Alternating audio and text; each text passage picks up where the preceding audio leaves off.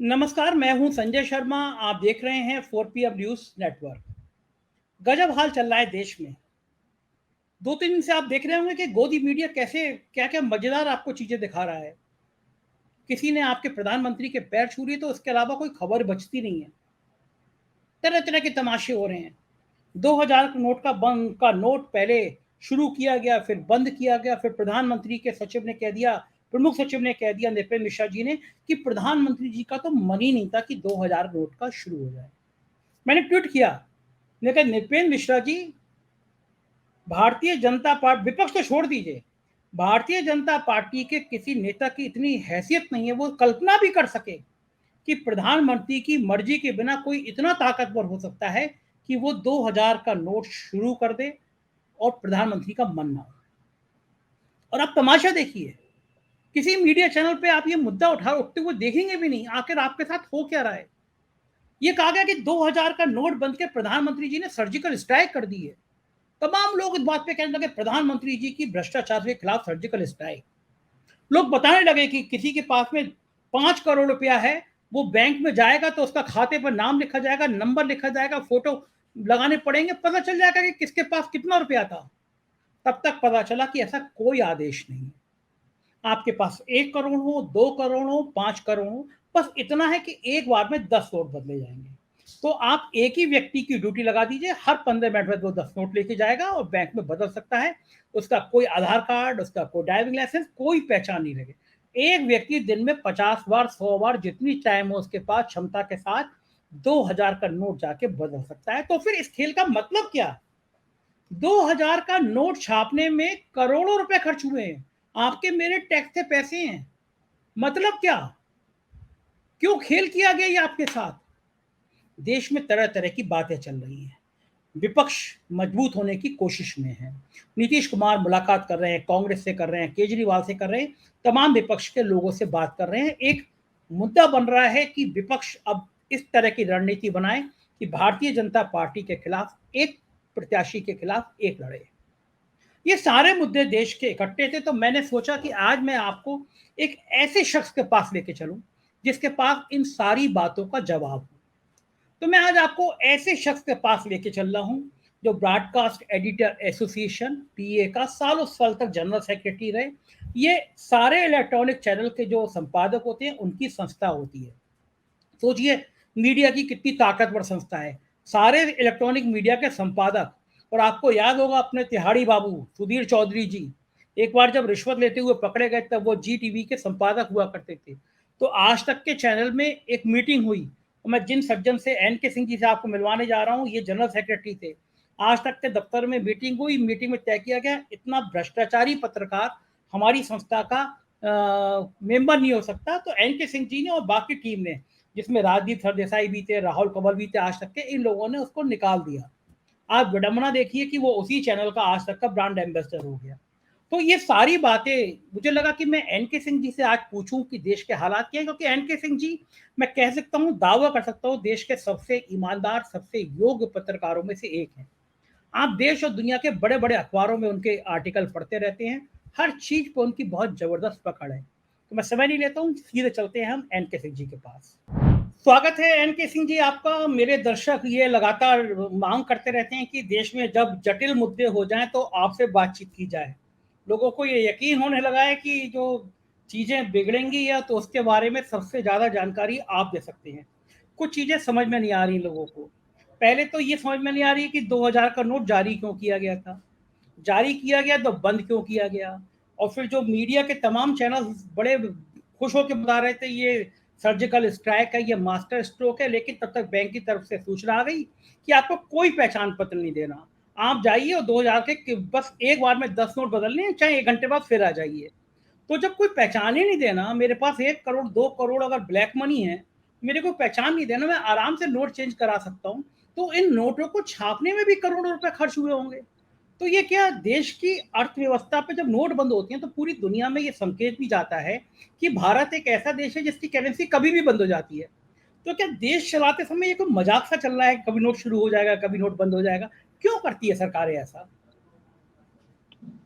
ये जो fiscal policies होती हैं, ये थोड़ा कॉम्प्लिकेटेड होती हैं, इसमें कोई दो राय नहीं है।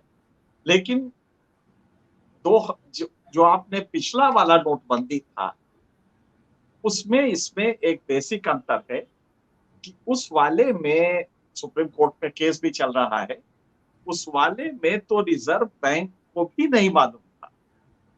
रिजर्व बैंक की एक कमेटी होती है जो कि इन चीजों को डिसाइड करती है, उस कमेटी को भी नहीं मालूम था कि हम ये करने जा रहे हैं और ये कब अनाउंस होने जा रहा है।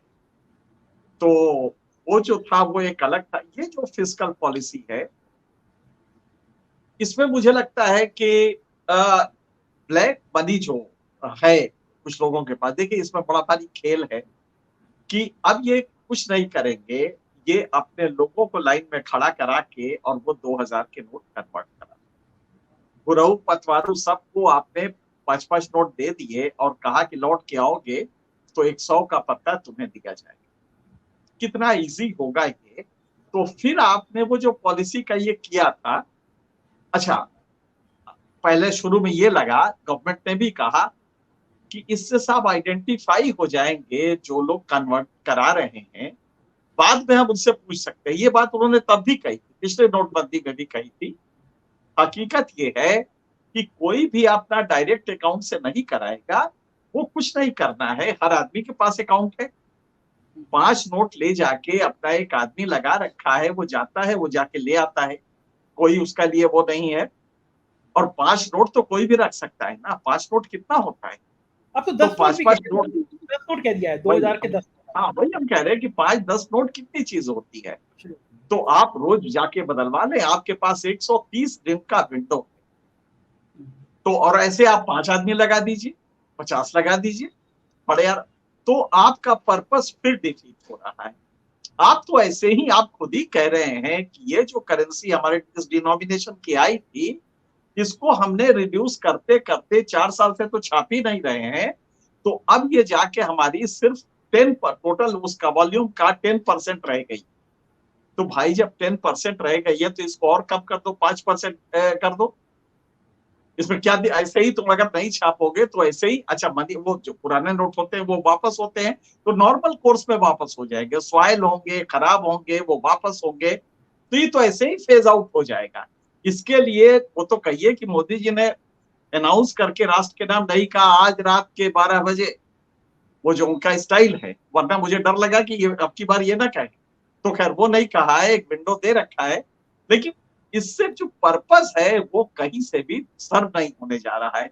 तो फिस्कल पॉलिसी की अगर आप इस तरह की वो है मॉनेटरी पॉलिसी की कि आप फिर से कुछ नोटबंदी, कुछ नई चीज ले आके कर रहे हैं, तो मुझे लगता है कि यहाँ की जगह जो करप्शन जहां है, आप उसको पकड़े बजाय इसके कि नोट के पीछे पड़े, क्योंकि नोट से ये नहीं खत्म होगा।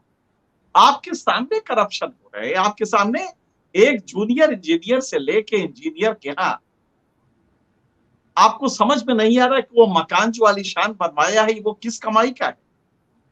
इसके लिए आपके पास ऑर्गन है और आपके पास पूरी बॉडी है जो ये पता कर सकती है।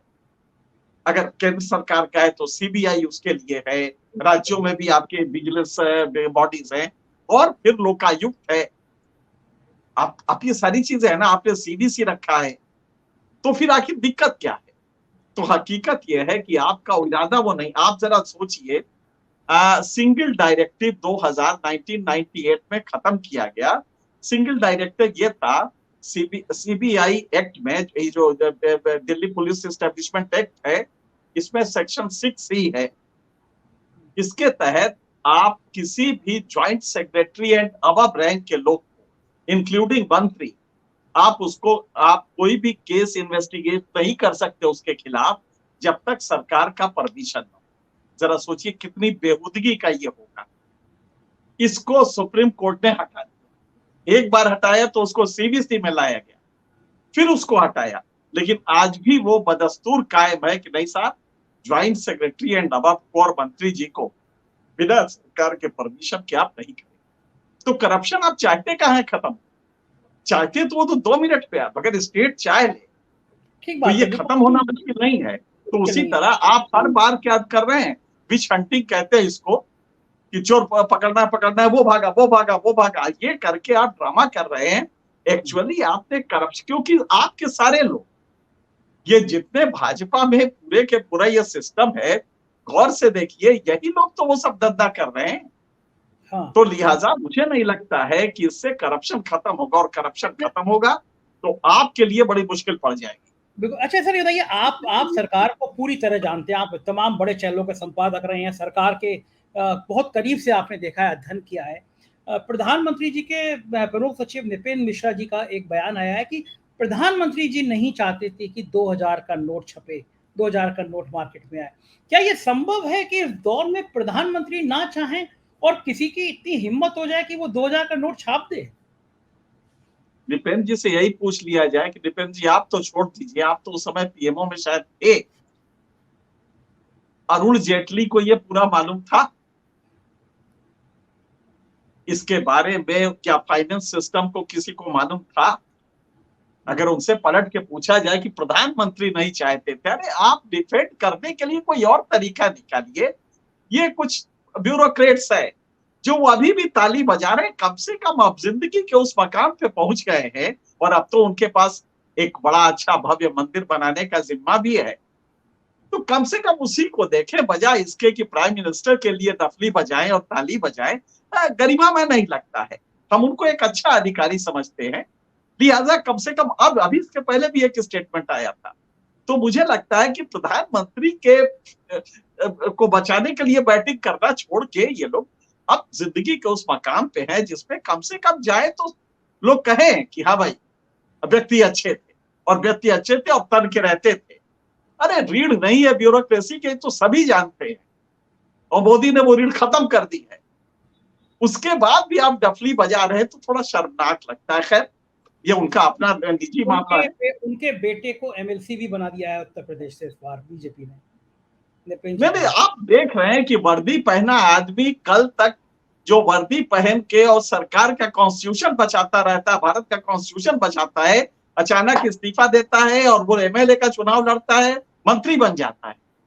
किस तरह का सिस्टम है?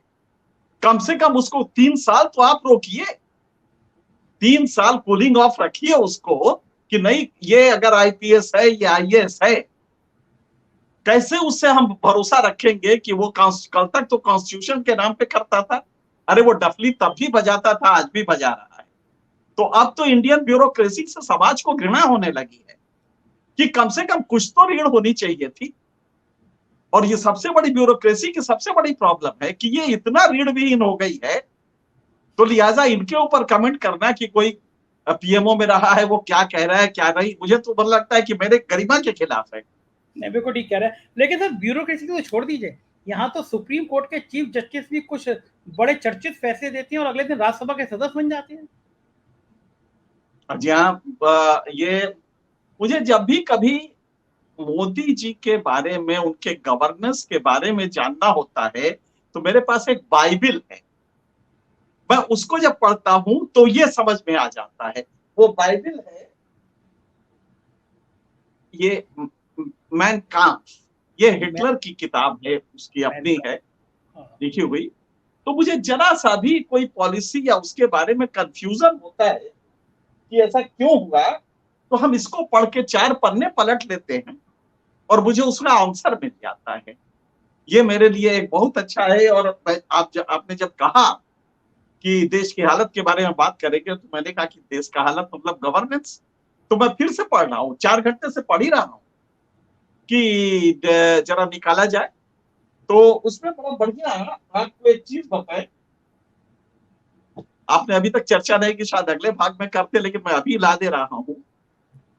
एक संसद नई बन रही है, कितनी जरूरत थी कितनी नहीं थी मुझे नहीं मालूम है, लेकिन क्योंकि मैं संसद में एक दशक तक वहां रेगुलर रोज जाता रहा हूं, मुझे नहीं लगता था कि इसकी जरूरत होगी। उतना भव्य इमारत फिर शायद ना बने, उसी को आप मजबूत करवा देते, लेकिन खैर आपने बनवाया।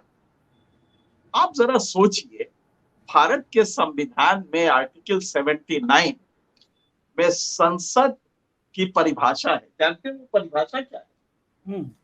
आपके व्यूअर्स को हम चाहते हैं कि वो बता दें व्यूअर्स भी समझ जाए संसद किस चीज से बनता है। भारत का संसद, there shall be a parliament for the union which shall consist of the president and two houses to be known respectively as the council of states and the house of the people। कि ये जो संसद होगा ये बनेगा राष्ट्रपति से और दो सदनों से, जिसमें एक सदन का नाम होगा काउंसिल ऑफ स्टेट्स और दूसरे का लोकसभा। राष्ट्रपति के बिना संसद नहीं हो सकता, उसके बिना सोचा ही नहीं जा सकता। आप देख रहे हैं कि एक संसद की इमारत बन रही है, कई हजार करोड़ रुपए लग रहे हैं, और उसका उद्घाटन कौन करेगा? हालांकि ये चर्चा हम लोग को पहले करनी चाहिए थी। राहुल गांधी के इसको लाने के पहले हमने मुझे अपने पे आत्मग्लानि हुई आज। कल से मैं बड़ा परेशान हूं कि ये बात तो हम लोग को समझनी चाहिए थी, संजय शर्मा को समझनी चाहिए थी। राहुल गांधी ने इसको रेज किया है, जबकि हम लोग का काम है, हम लोग को रेज करनी चाहिए थी, लेकिन हम लोग फेल हो गए। शायद हम लोग इंटेलेक्चुअली इसको नहीं समझ पाए। तो खैर, मेरी आदत नहीं है कि राहुल गांधी कुछ कहे तो हम उस पर कमेंट करें, लेकिन ये चूंकि मुद्दा सीरियस है, देश का प्रधानमंत्री उसका उद्घाटन कैसे कर सकता है? वो हाउस का एक अदना मेंबर होता है जो कि लीडर ऑफ ए हाउस होता है। प्राइम मिनिस्टर इसलिए होता है कि वो लीडर एक हाउस का होता है, सिर्फ इसलिए होता है, और एक ही हाउस का होता है, दूसरे का। आप संसद बनवा रहे हैं और संसद बनवा के ताज्जुब हो रहा है कि देश की राष्ट्रपति है और वो भी ट्राइबल उससे आती है। आप ही इलेक्शन चुनाव मंचों से कहते हैं कि हमारी राष्ट्रपति ट्राइबल उससे है, हमने दिया है, इसके पहले हमने दलित दिया, ये सब आप ही तो कहते हैं ना। तो आज जब आपको संसद का उद्घाटन करना है तो कूद के आप खुद करेंगे, राष्ट्रपति से नहीं करवाएंगे, जो कि संसद का अपरिहार्य अंग होता है। प्रधानमंत्री नहीं होता उसका अंग। संसद माने प्रधान, राष्ट्रपति और दोनों सदन, ये उसकी परिभाषा आर्टिकल 79 में है। तो मुझे लगता है कि इसकी वजह क्या है? हिटलर को इसका बड़ा शौक था कि इतिहास में उसे अच्छी तरह दिया जाए। तो जब उसने लगभग दुनिया, मतलब लगभग फ्रांस पे भी कब्जा कर लिया था, वो तो रूस में मार खाया। तो जब फ्रांस पे, या यूं कहिए कि अमेरिका जब बम गिराया जापान पे, तो वो एक अलग किस्सा है।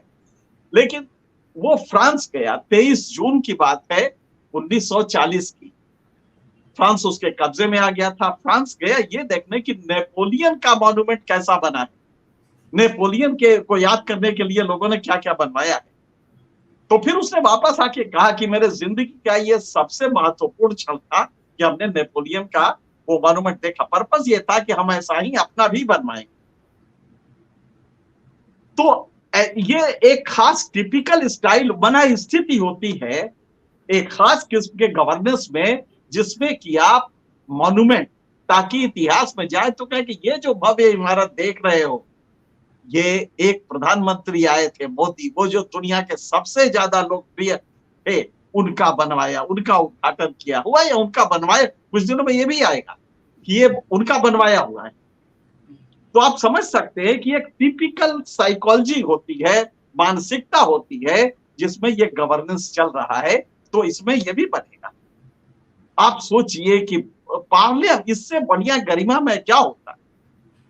आप उस पार्लियामेंट में जब पहली बार गए थे तो उस पर सजदा किया था ना आपने सर झुका के साष्टांग दंडवत किया था।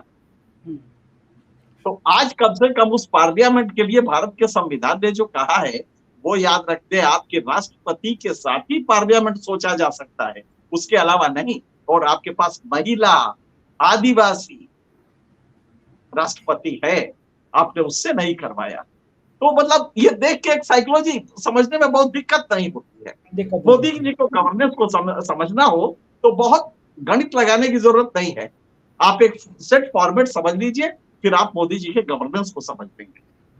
हाँ, मैंने वो सतपाल मलिक जी का जब इंटरव्यू किया तो मैंने उनसे पूछा कि आपके तो मोदी जी के बड़े करीबी रिश्ते रहे हैं, आप घंटों घंटों बात करते थे, तो आपका आकलन क्या है? तो उन्होंने कहा था कि बहुत ज्यादा वो आत्ममुग्ध हैं वो, तो वो जो लाइन आपने अभी जितनी चीज़ें बताई हिटलर वाली, वो मुझे सतपाल मलिक जी की याद आई। उन्होंने कहा था कि ये आत्ममुग्ध हैं। दूसरे विषय में बात करता हूँ एनके सिंह जी।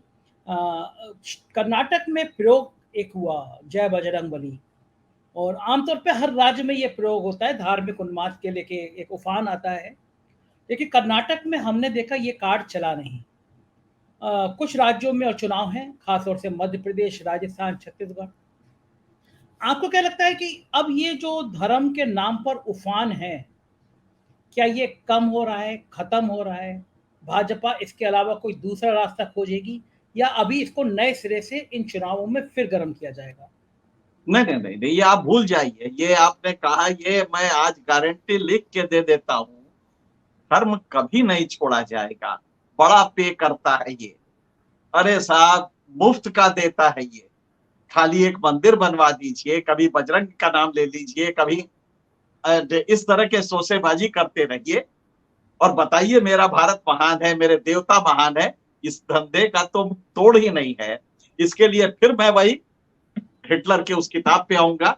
ये पेज नंबर है 180। इस पे कहा गया है, all propaganda must be presented in A popular form and must fix its intellectual level so as not to be above the head of the least intellectual of those to whom it is directed. जितने भी propaganda आप कीजिए, ध्यान रखिए कि उनका intellectual level बहुत ऊपर ना हो। ये जो सामान्य लोग हैं, ये उनके लिए करिए। ये ऊपर वाले छोड़ दीजिए, जो एनके सिंह और संजय शर्मा ये सब करते रहते हैं फालतू, इनको कोई सुनता नहीं है।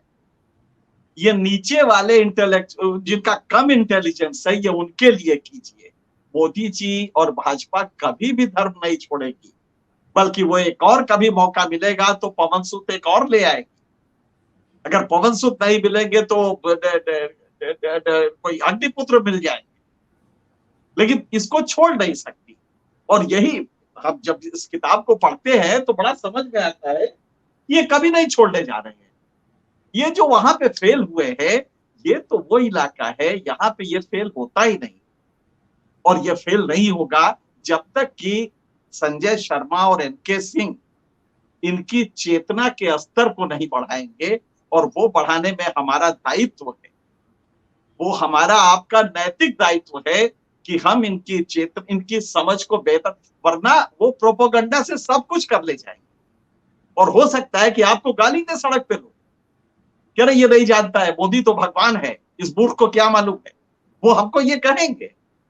लेकिन क्या इससे हम छोड़ दें? उनको हम समझाना नहीं छोड़ेंगे कि मूर्ख हम हैं, ये मान लो, कोई दिक्कत नहीं है, लेकिन कोई तुम्हें मूर्ख बना रहा है, ये हम बता रहे हैं, तुम्हारे बेटे को नौकरी नहीं लगी।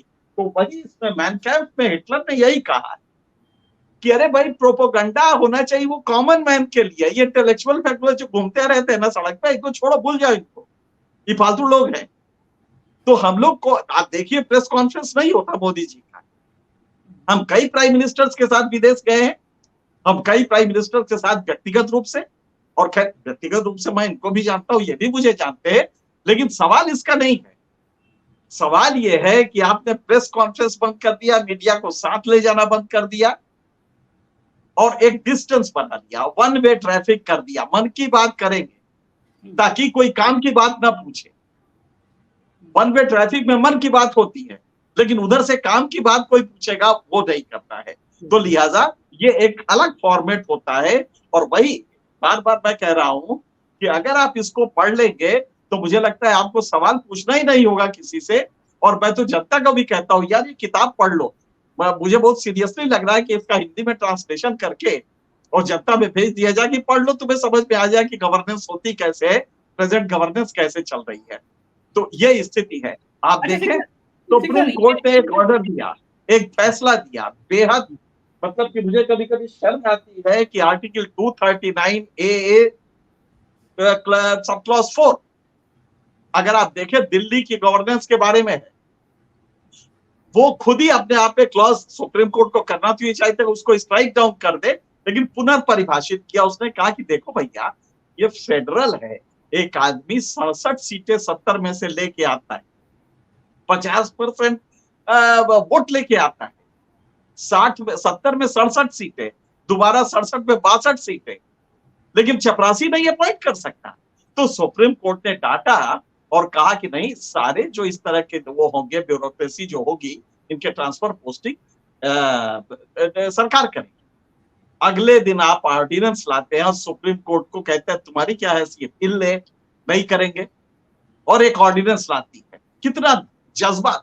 आप देखिए कि एक अपने विरोधी को क्रश करने का, सत्येंद्र जैन की आप हालत देख रहे हैं। हाँ, तरस आ रहा था देखिए। वो व्यक्ति कंकाल बन गया है, आपने जेल में उसको ये हालत कर दी। तो ये साधारण शत्रु नहीं है, ये आपको तिल तिल करके मार सकते हैं। लिहाजा हमें समझना चाहिए कि इसकी प्रकृति क्या है, इस गवर्नेंस की प्रकृति क्या है। और तब जब आप इसको समझ लेंगे, आप सोचिए कि सुप्रीम कोर्ट के कॉन्स्टिट्यूशन बेंच ने, छोटा मोटा नहीं, 5 मेंबर बेंच ने कहा कि भाई फेडरल कंसेप्ट है, वो जनता का वोट लेके आ रहा है 2-2 बार से, तुम भी तो जनता का वोट लेके पार्लियामेंट में बैठे, किसी को बोलने नहीं देते। लेकिन वो इशू नहीं है। इशू क्या है कि मेरे पास पावर है ना, अब देख सुप्रीम कोर्ट तुझे दिखाते हैं अपनी ताकत, और वो ऑर्डिनेंस दिया। तो आप समझ सकते हैं कि मैं जनता को यही बताना चाहता हूं आपके माध्यम से कि वो समझ क्यों नहीं रहे हैं। ये जय श्री राम से नहीं भला होने वाला है। एक इमारत बन जाएगी, उससे कुछ नहीं, एक पार्लियामेंट बन जाएगा और देश उसी तरह।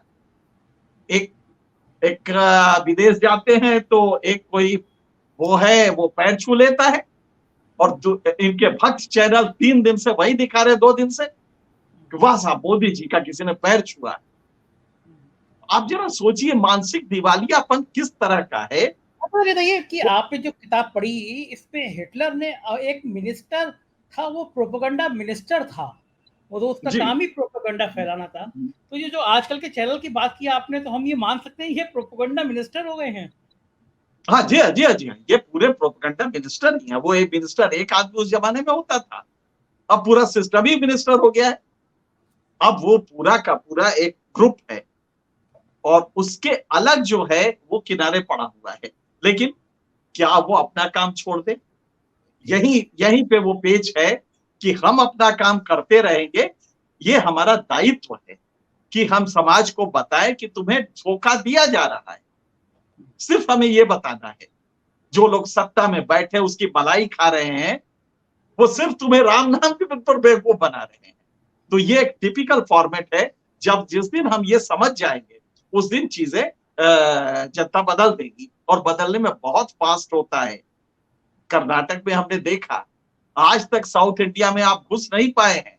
सिर्फ थोड़ा सा एजुकेशन लेवल हाई है, थोड़ा सा गवर्नेंस बेटर है, तो आप घुस नहीं पाए हैं। और जब जब जाते हैं लात खा के चले आते हैं, सिर्फ इसलिए कि वहां की जनता आपके नाटक को जान गई है। हमारे अनफॉर्चुनेटली नॉर्थ इंडिया का एक बड़ा वर्ग है, अभी वो नहीं समझ रहा है।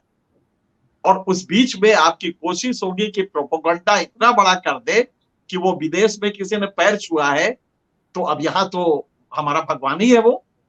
तो हम किसी तरह से ये आइकॉनिक, ये इसका प्रोसेस होता है कि हम अपने में आइकॉन बना लें, महिमा मंडित इतना कर दिया जाए कि रब दिखने लगे हमें हमारे नेता में। और ये कोशिश ऑलरेडी चल रही है, पता नहीं कितनी सफल होगी। एनके सिंह जी, आखिरी चरण में मैं ये और पूछना चाहता हूँ, नीतीश कुमार कोशिश कर रहे हैं कि कांग्रेस और बाकी विपक्षी दल एक फोरम पे आ जाएं, बीजेपी के मुकाबले एक प्रत्याशी हो। क्या ये कोशिशें कामयाब हो पाएंगी? जी हाँ, उसकी एक शर्त है। आप यूं देखिए कि ममता बनर्जी, मान लीजिए कि कांग्रेस को आप छोड़ के अगर करना चाहें, तीसरा फ्रंट कहते हैं, जो कि संभव नहीं है। फ्रंट एक ही बन सकता है, और उसके मूल में, उसके जो सेंटर में होगा वो कांग्रेस होगा, क्योंकि 12 करोड़ वोट गिरे दिनों में भी कांग्रेस को मिलते हैं। पैन इंडियन प्रेजेंस कांग्रेस का ही है। लिहाजा वो मूल आधार रहेगा, और उसके इर्द गिर्द रीजनल पार्टीज रहेंगी। यही हो सकता है। वजह हम बताते हैं क्यों। ममता बनर्जी एड़ी चोटी का जोर लगा जाए, समाजवादी पार्टी को यूपी में 4 वोट नहीं दिलवा सकती। अखिलेश यादव सर पटक के रह जाए, केरल में 3 वोट सीपीएम को नहीं दिलवा सकते। तो ये किस आधार पे होगा? जब आप क्विड प्रो को होता है ना, तो अगर आप ये वोट ही नहीं दिलवा सकते तो ये बैठ के तो कर लीजिए, तो चाय पी लीजिए, साथ में फोटो खिंचवा लीजिए। इसलिए कांग्रेस को आपको सेंटर में रखना पड़ेगा। फॉर्मूला क्या बनेगा? लोकसभा में 2:1 रहेगा। मान लीजिए कि अगर लोकसभा में जो सीटें हैं किसी राज्य में, उसमें दो मतलब कि 66% कांग्रेस को जाए, 33% 34% बाकी पार्टीज को, जो रीजनल पार्टीज उनको जाए। और यही फॉर्मूला उल्टा हो जाएगा राज्यों में। यही फॉर्मूला चल सकता है, क्योंकि अगर आपको मोदी के साथ लड़ना है तो कांग्रेस को छोड़ के आप नहीं कर सकते। थर्ड फ्रंट, फोर्थ फ्रंट, ये सब बकवास है। लिहाजा फॉर्मूला एक ही हो सकता है, कांग्रेस को धूम में रखे। और आप यह ध्यान रखिएगा, देश के सारी रीजनल पार्टीज को जोड़ दीजिए, जितना वोट मिलता है उससे अकेले कांग्रेस को ज्यादा मिलता है। ठीक बात है। लिहाजा आपको ये भूलना नहीं चाहिए। मुझे बड़ा अफसोस हुआ जब पता लगा कि इसमें अखिलेश यादव नहीं गए ये शपथ ग्रहण। तो अगर इस तरह की हरकत अखिलेश यादव करेंगे, मायावती को तो हम जानते हैं कि वो नहीं जाएंगे, उसके कारण दूसरे हैं, लेकिन अगर ये करेंगे तो एक फिर बचकाना कर रहे हैं, बचपना है। और अखिलेश यादव को अभी मैच्योर होना पड़ेगा इस पूरे प्रवाह में। इनसे ज्यादा बेटर कर रहे हैं बाकी लोग। इस समय जो तेजस्वी कर रहा है वो इनसे ज्यादा अच्छा कर रहा है। इसलिए अखिलेश यादव को भी ये समझना पड़ेगा कि आपकी पॉलिटिक्स या तो डर के आप चुप होकर बैठ जाएंगे, आपके भीतर भी कोई चोर है जिस पर डर रहे हैं। और अगर ये नहीं है तो आपको खुल के सामने आना पड़ेगा।